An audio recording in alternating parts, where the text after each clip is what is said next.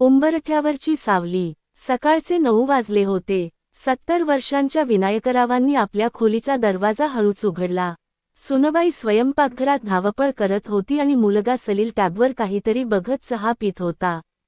विनायकरावांना बघून कुणीही good morning म्हटलं नाही. विनायकरावांनी आपली चहाची कपात उचलली, त्यात थोडा चहा ओतला आणि परत आपल्या खोलीत आले. त्यांची पत्नी सुमती 2 वर्षांपूर्वीच वारली होती. तेव्हापासून विनायकरावांचं जग फक्त या 10च्या खोलीपुरतं मर्यादित झालं होतं. सलील खूप मोठा इंजिनियर झाला होता. शहरातल्या एका मोठ्या फ्लॅटमध्ये तो, त्याची पत्नी आणि 2 मुलं राहत होती. पण या मोठ्या फ्लॅटमध्ये विनायकरावांसाठी जागा नव्हती.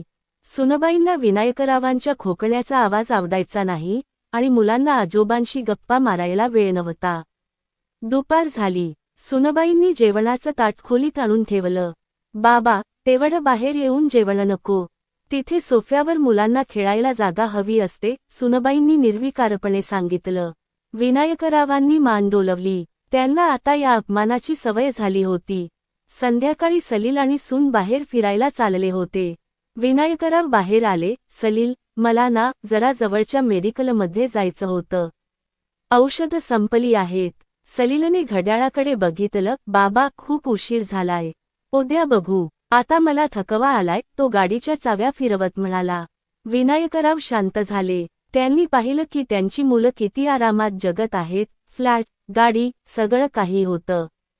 पण त्यांना एका वृद्धाची औषधं आणायला वेळ नव्हता. रात्री विनायकरावांनी आपल्या पत्नीचा फोटो काढला. तिच्या डोळ्यात पाणी होतं. सुमती, तू गेलीस ते बरं झालं.